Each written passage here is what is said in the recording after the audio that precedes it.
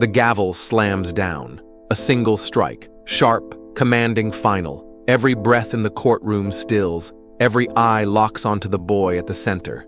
12-year-old Marcus Jackson, drowned in an oversized suit, yet standing firm, his back unbowed, his gaze unshaken. He does not fidget. He does not blink. He is not afraid. Judge Richard Wallace leans in, silver-haired and sharp-eyed. His fingers drum against the bench, a slow rhythm of curiosity. A grin tugs at his lips. "All right, young man, let's play a game." A ripple moves through the courtroom, murmurs, shifting chairs, flashing cameras. Even the jury leans in. "Truth or lie?" the judge muses, adjusting his glasses. "I'll ask you a few questions about the law. Let's see if you can outsmart me." Chuckles rise from the crowd. The bailiff smirks. The prosecutor exhales amusement. But Marcus? Marcus does not smile. He does not flinch. His hands stay folded, his sharp brown eyes locked onto the judge. "Sounds fair." His voice, calm, measured, carries something unexpected, something that makes Judge Wallace hesitate, just for a second. Then he clears his throat, straightens his robe, and the game begins. Where are you watching from? Write it down in the comments below. Don't forget to like, share, and subscribe to the channel because this story is just getting started. First question. He leans forward slightly. The law states that a person is innocent until proven guilty. Truth or lie? Simple, straightforward, an easy win for the judge. But Marcus doesn't blink. Lie. The courtroom gasps. The judge raises an eyebrow. Oh? And why is that? Marcus tilts his head slightly, his expression unreadable. Because in reality, people are treated as guilty first, and then they have to prove their innocence, especially if they look like me. The air in the room shifts. The amusement in the judge's eyes dims. The smirk on the prosecutor's lips falters. Somewhere in the back, a woman murmurs, "He's right." The judge shifts in his seat, glancing toward the jury. There's a moment, just a moment, where his fingers hesitate on the bench. Then he exhales. "All right," he says, his voice a little less playful now. "Let's try another one." He straightens up. A judge must be completely fair and unbiased in every case. Truth or lie? Marcus's lips curl into the faintest, knowing smile. Lie. A beat of silence. The judge frowns. "Explain." "Because judges are human," Marcus says smoothly, "and humans have biases whether they admit it or not." His voice is steady, unwavering. "For example, you already decided that I'm just a kid who doesn't know what he's talking about. That's your bias." The entire courtroom erupts, gasps, whispers. Even the stenographer looks up from her keyboard. The judge's face turns a deep shade of red. He grips his gavel and slams it down, hard. "Order." His voice cuts through the noise. "I said order." The murmurs die down, but the air remains thick, charged. The judge takes a deep breath, rubbing his temple. For the first time today, he realizes something. This wasn't a simple game. This wasn't a cocky kid who thought he was smarter than everyone else. He had underestimated Marcus Jackson. And now,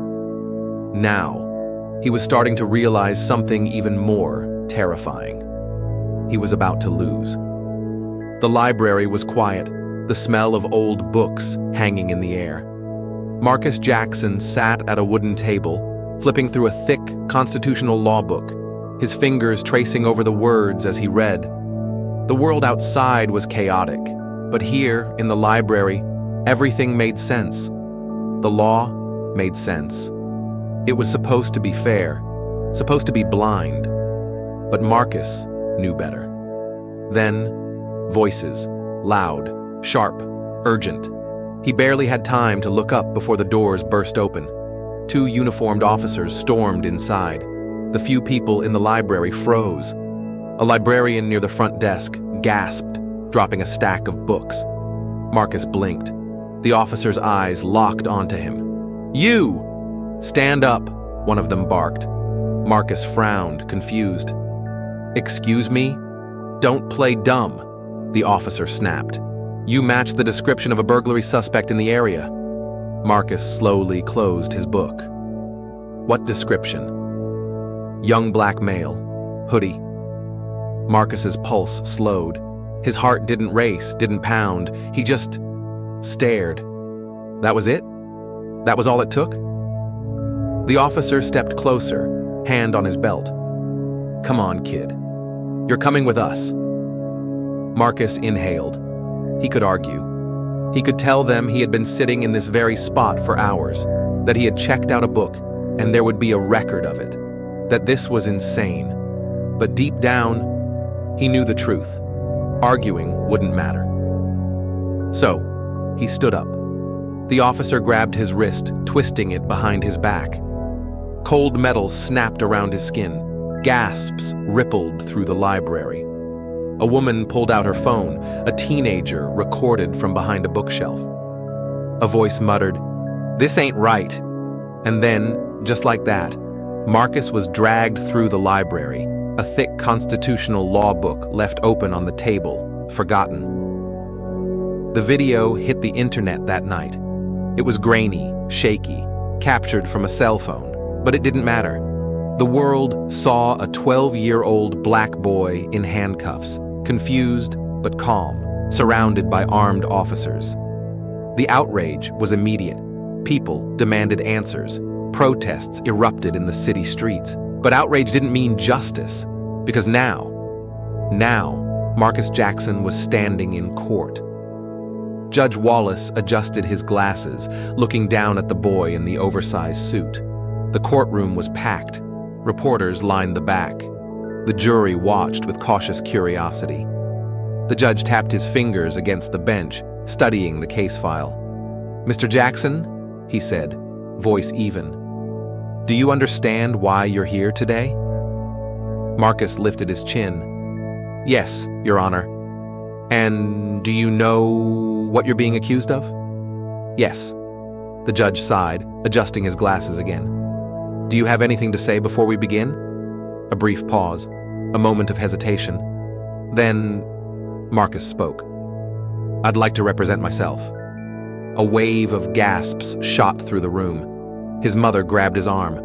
"Marcus!" But Marcus shook his head, determined. Judge Wallace's eyebrow lifted slightly. "You want to act as your own lawyer?" "Yes." A slow, amused chuckle rumbled from the other side of the courtroom. Prosecutor Callahan leaned back in his chair, shaking his head with a smirk. "Well," he muttered, "this should be fun." The judge chewed on the inside of his cheek, tapping the bench again. "That's bold," he said. Marcus didn't hesitate. "Smart," he corrected. The judge's lips twitched, a flicker of amusement. "Very well," Wallace said, sitting back. "Let's see if you're as smart as you think you are." And just like that, the battle began. A seasoned judge, a sharp-tongued prosecutor, and a 12-year-old legal prodigy who refused to lose. The projector hums to life. The screen flickers, casting a grainy black-and-white video across the courtroom. The prosecutor, Callahan, steps forward, adjusting his tie with the confidence of a man who thinks he's already won. "Your Honor, this footage was taken just minutes before the robbery," he says, pointing at the shadowy figure on the screen. "This individual matches the description given by our witness." The video plays. A figure in a hoodie walks past a store. The quality is awful. Blurry, dark, barely any defining features. Marcus doesn't even blink. "Objection." Callahan pauses, clearly not expecting that. Judge Wallace looks over. "On what grounds?" "On the grounds that being near a crime is not the same as committing one." Marcus folds his arms, eyes locked onto Callahan.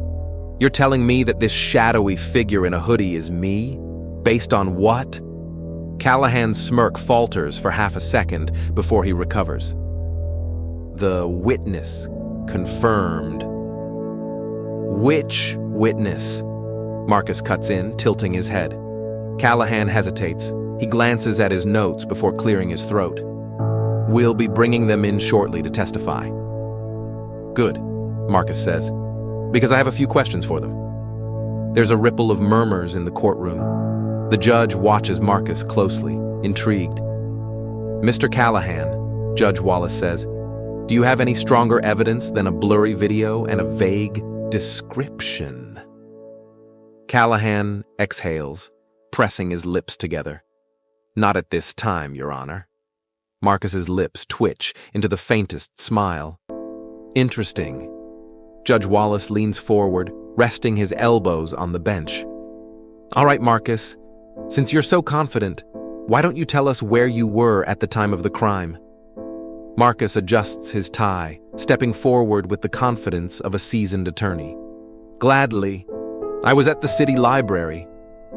Callahan scoffs, shaking his head. Can you prove that? Yes, Marcus replies, his voice steady. And I can prove something even more interesting. The judge narrows his eyes. And what's that? Marcus turns to the bailiff. Your Honor, I'd like to submit my library checkout records as evidence. A low gasp ripples through the courtroom. The bailiff walks over, taking the paper from Marcus and handing it to the judge. Wallace scans the document, his expression unreadable. The room is silent. After a long moment, he exhales, rubbing his temple. This receipt shows that you checked out a book at 8:42 p.m. He lifts his gaze. The store was robbed at 8:40. Marcus nods. Exactly. There's no way I could have done it. Callahan's jaw tightens. His hands clench into fists.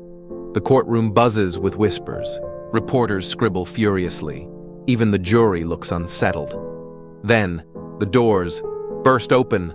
A police officer rushes inside, his uniform disheveled, his face pale. He looks frantic, out of breath. Your Honor, he calls out, panting. We just got a report. The real suspect has been caught, and he already confessed. The room freezes. All eyes turn to Marcus. He doesn't say a word. He just smiles. A heavy silence settles over the courtroom. The police officer, still catching his breath, holds up a manila folder. The real suspect was caught breaking into another store just 15 minutes ago. When questioned, he confessed to both crimes, including the one Marcus was accused of. Judge Wallace stares at the officer, then slowly turns to Callahan. The prosecutor looks like he's just been hit by a freight train. Mr. Callahan, Wallace says, his voice dangerously calm. Are you telling me that we've been putting this boy on trial for a crime someone else just admitted to? Callahan's mouth opens, but nothing comes out. He looks lost, humiliated. There is no explanation that won't make him look like a fool. The entire courtroom realizes all at once that they've been played. The courtroom is silent. Too silent. The weight of the revelation lingers in the air, pressing down on everyone in the room. Marcus stands firm, his sharp brown eyes locked onto the police officer who just delivered the so-called breaking news. The officer shifts uncomfortably under the boy's stare. So, Marcus begins, voice calm but piercing, this suspect you just caught, he confessed? Yes, the officer replies, hesitating for a second too long. Just like that?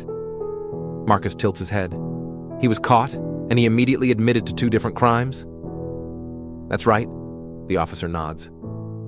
That's odd, Marcus says, his voice slow, deliberate. Confessions don't usually happen that fast. A murmur ripples through the courtroom. The judge shifts in his seat, suddenly more interested. Callahan, the prosecutor, rubs his temples, looking increasingly uncomfortable. Tell me, officer, Marcus continues, stepping forward. What exactly did he say when he confessed? The officer licks his lips. He hesitates. Just a fraction of a second, but Marcus catches it. He said he did it. Marcus raises an eyebrow. That's it? Well, yes, the officer mumbles. No details? Marcus presses. No specifics about the store, about how he got in, what he took? Not exactly, the officer admits. So let me get this straight. Marcus folds his arms.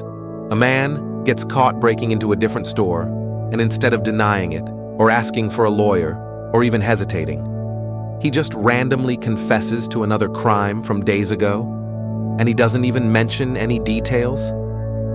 The air in the room changes. People shift in their seats. The jury glances at each other. The judge leans in slightly, his fingers tapping against the bench. He's listening now. Really listening. Officer, Marcus says, voice razor sharp. That's not a confession? That's a cover-up. The courtroom erupts. Whispers turn into outright chatter. Reporters in the back furiously type on their laptops. The judge bangs his gavel once, twice. Order, Judge Wallace demands, though his own expression betrays his intrigue. Order in the court. The noise dies down, but the tension remains, thick and unshakable. Marcus doesn't break eye contact with the officer. Who told you to say this? I don't know what you mean, the officer stammers, shifting on his feet. Yes, you do. Marcus narrows his eyes. You didn't come in here on your own. Someone sent you in to clean this up. The officer stays silent. The room is so still, it feels like no one is breathing. Then, the doors burst open. Two uniformed officers storm inside.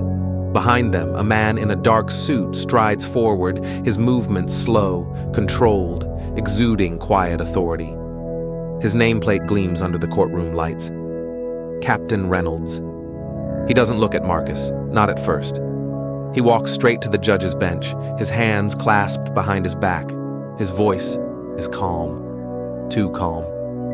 This case is over. Judge Wallace frowns. Excuse me? Let it go, Reynolds says smoothly, adjusting the cuff of his sleeve. You have your real suspect now. The boy is free to go. There's no need to drag this out any further. The judge's expression darkens. He leans forward slightly, lowering his voice. Captain, he says, are you interfering with justice? The tension spikes. Everyone in the room feels it.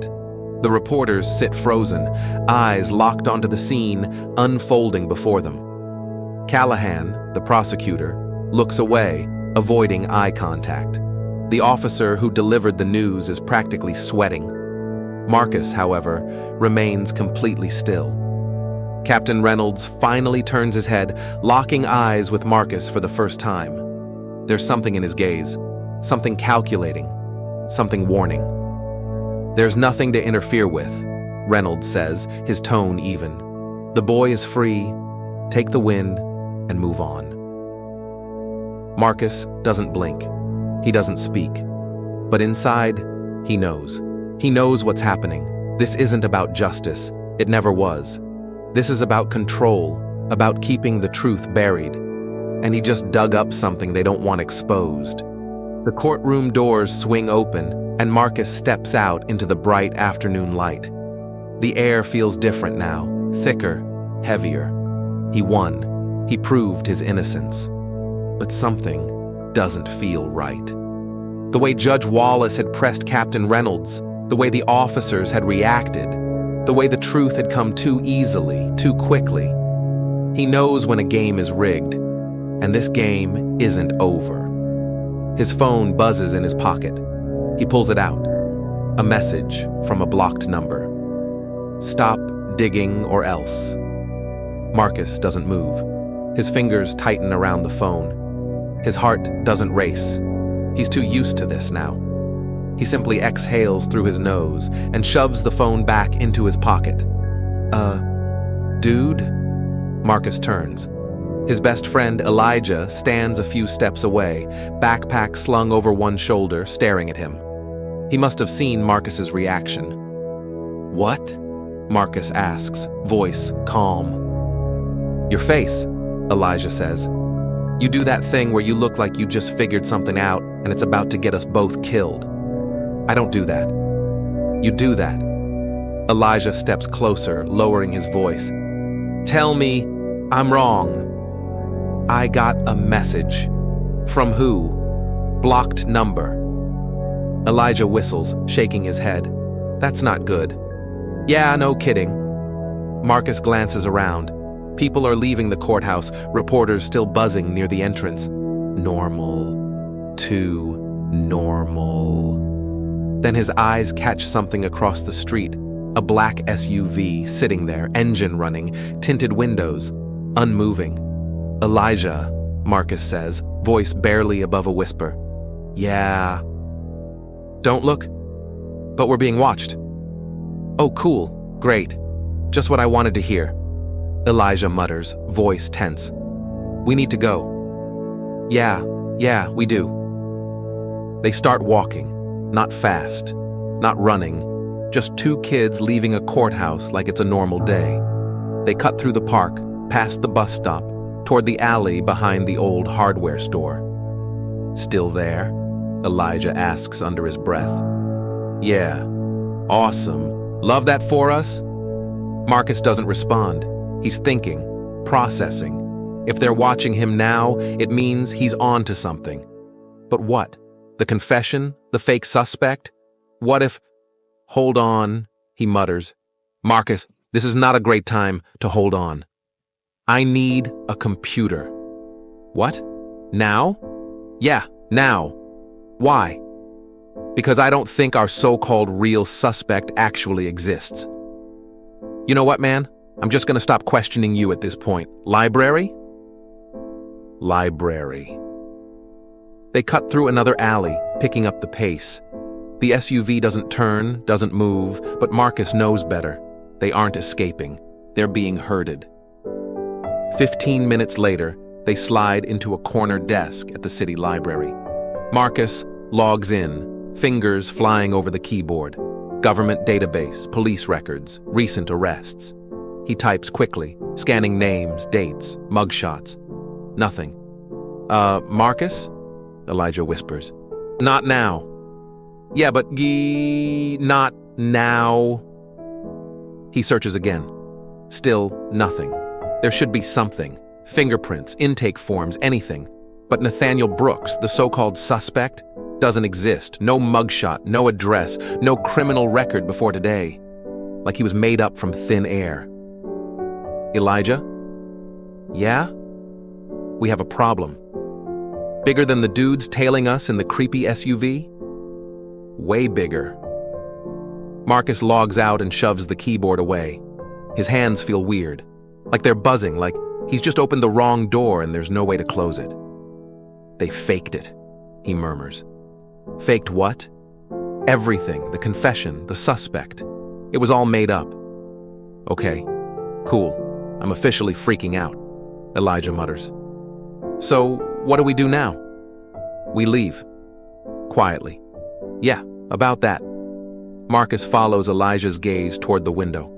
Across the street, the black SUV has moved. It's closer now, parked right outside the library, and the doors are opening. "Marcus! Run!" They bolt. Out the back, through the emergency exit, alarms blaring behind them. Footsteps echo from behind. Heavy, fast, someone's chasing them. The alley narrows, dumpsters on either side. Marcus grabs Elijah's arm and yanks him left, cutting through an old parking lot. "They're still behind us," Elijah shouts. "I know. You got a plan?" "Working on it. Work faster. Up ahead, a fence. Chain link. Just tall enough to slow them down, just short enough to be possible." "Climb," Marcus orders. "You first," Elijah snaps. "I swear, if you argue..." "Fine, fine." Elijah scrambles up, sneakers slipping on the metal. Marcus follows. The SUV skids into the alley behind them, tires screeching. A man steps out, dark clothes, badge hidden under his jacket. "Get back here," he barks. A gun cocks. "Move!" Marcus yells. They drop down on the other side, hitting the pavement hard. No time to stop, no time to think. They run, and they don't look back. Marcus and Elijah sprint through the streets, lungs burning, legs aching, but they don't stop. They can't. The SUV is still behind them, not speeding, not chasing, just following, watching, waiting. Marcus knows what that means. They don't want a scene. They want them cornered. Almost there, Marcus mutters, pulling Elijah down a side street. "Where are we going?" Elijah huffs, trying to keep up.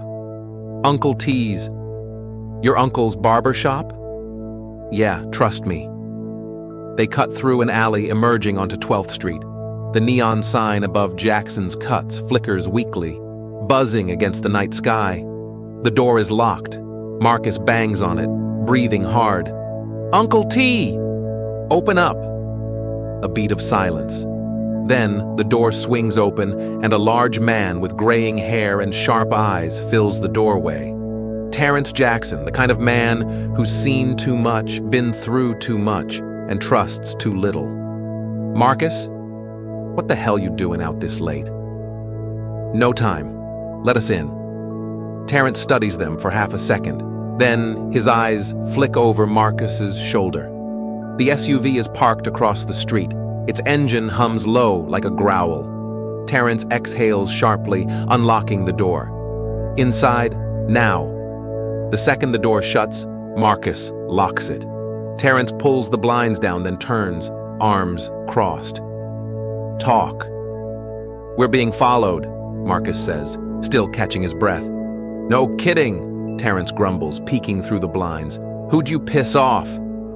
"Cops!" Elijah blurts. Terrence's head snaps back, his face darkens. "You serious?" "They framed me, T," Marcus says. "The guy they arrested? He doesn't exist. They made him up to cover their tracks." "How do you know that?" "I checked. No mugshot, no records, nothing." "Damn," Terrence mutters, rubbing his chin. He paces once, then grabs his phone. "I got a guy." "You always got a guy," Marcus says. "That's why I'm still alive." Terrence dials a number, stepping into the back room. The air is thick. Elijah sinks into an old barber's chair, running a hand over his face. "I hate this, man. I really hate this." "I know," Marcus says, but his mind is racing. They're too close to the truth. That's why the cops are acting this fast. That's why Captain Reynolds wants this shut down. Terrence comes back, phone pressed to his ear. Yeah. I need you to check an arrest. Nathaniel Brooks. See if he's real." He listens, nods, once, then hangs up.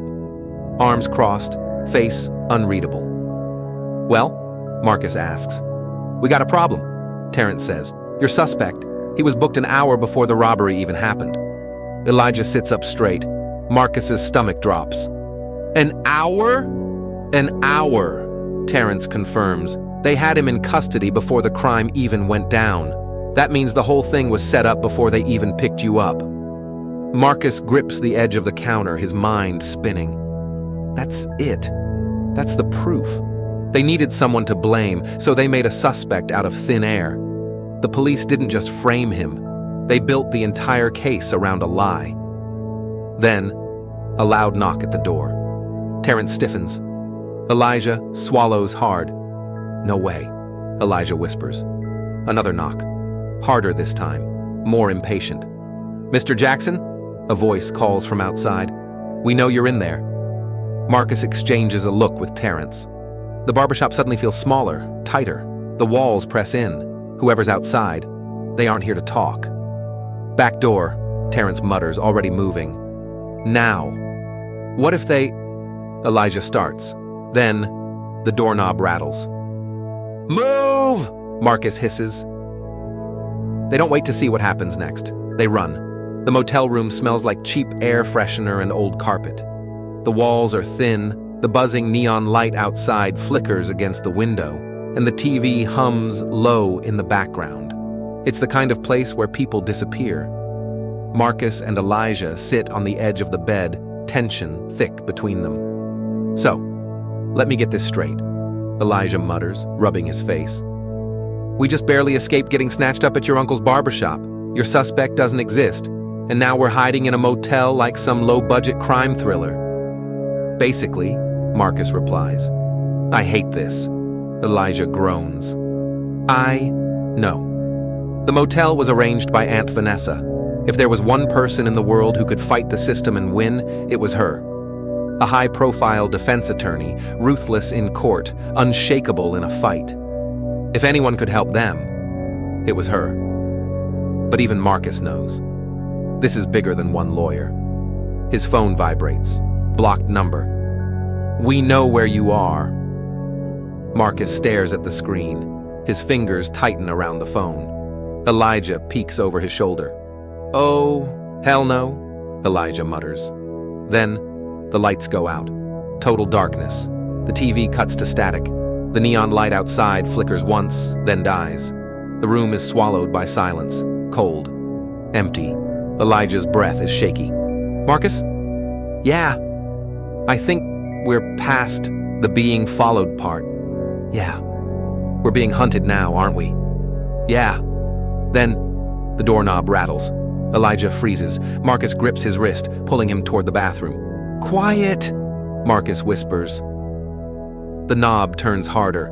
Someone's testing the lock. Then, a heavy boot slams against the door. Elijah jumps. Marcus shoves him behind the shower curtain. They press against the wall, barely breathing. "Marcus," Elijah whispers. "I don't want to die in a motel bathroom." "Shut up," Marcus hisses. Another slam. The door frame cracks. Footsteps, heavy, controlled, multiple people, armed. A low voice murmurs something. More movement. A second later, a flashlight beam sweeps the room. "They're in here somewhere," a voice growls. The flashlight passes over the bathroom door. Marcus's fingers tighten around the only thing within reach, the lid of the toilet tank. It's ceramic, heavy, a weapon if he needs it. He meets Elijah's eyes, silent understanding. The footsteps get closer. A shadow stretches under the bathroom door. The knob turns slowly. Then, the door swings open. The flashlight blinds them for half a second. The man barely has time to react before Elijah swings first, cracking the toilet lid across his face. He stumbles back, swearing. Marcus lunges, grabbing the hairdryer from the counter and smashing it into his wrist. The gun he's holding clatters to the floor. "Run!" Marcus yells. They sprint out of the bathroom. Two more men stand in the motel room, guns raised. Marcus grabs the lamp off the nightstand and hurls it. The bulb shatters against one man's head. Elijah knocks over the cheap motel table, sending it crashing into the second guy's legs. Chaos explodes around them. Then, a car horn blares outside. Tires screech. "Get in!" "Vanessa!" The door to the motel room bursts open as more men storm in. Marcus and Elijah don't hesitate. They tear through the open door and dive into the waiting car. Vanessa doesn't even wait for them to shut the doors before slamming the gas. Bullets rip through the air. Glass shatters. The back window explodes. Marcus ducks, heart pounding as Vanessa maneuvers the car onto the main road, tires screaming against the pavement. "What the hell did you two do?" Vanessa yells, gripping the wheel. We existed," Elijah shouts. "That's enough to get shot at now?" "Apparently." Marcus turns, looking out the back window. Headlights. 3 black SUVs. No license plates, no markings, just government-level silence. Vanessa?" Marcus calls. "I see them."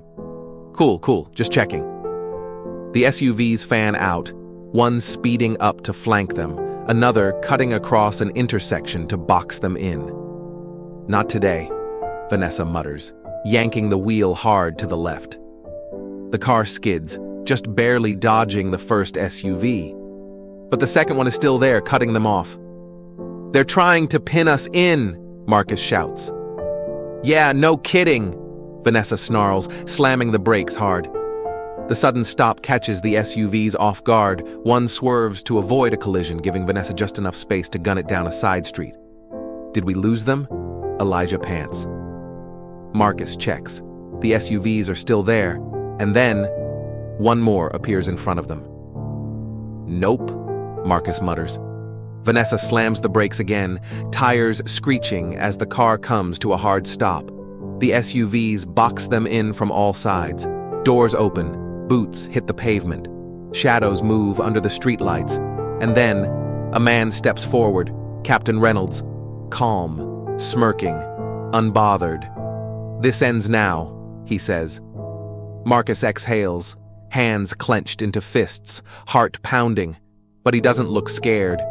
Because this game, it's just getting started. The night is thick with tension. The streetlights cast long shadows across the pavement, flickering against the cold steel of the SUVs that have them trapped. The silence is suffocating. Then, from the darkness, Captain Reynolds steps forward, calm, confident, smirking like a man who knows the game is rigged in his favor. This ends now, he says, voice smooth, measured. Vanessa tightens her grip on the wheel, eyes flicking to Marcus in the rearview mirror. Elijah swallows hard. But Marcus? He doesn't move. He doesn't blink. I don't think so, Marcus says. Reynolds chuckles, shaking his head. You really don't get it, do you? It's not about guilt or innocence. It never was. He steps closer, the glow of a street lamp cutting across his face, his expression unreadable. We don't just need criminals, Reynolds says, voice quieter now, almost amused. We need the right ones, the ones people assume are guilty just by looking at them. That's how the system works. That's how it's always worked. Marcus tilts his head slightly, his face unreadable. His fingers are steady as he shifts the phone in his pocket. Recording. And you, Reynolds continues, you messed with that balance. You made people ask questions. That's a problem. For you, maybe, Marcus replies. Reynolds smirks. For all of us. Marcus doesn't answer. He just shifts, tapping a button on his phone. The sound of Reynolds' voice echoes through the quiet street. We don't just need criminals.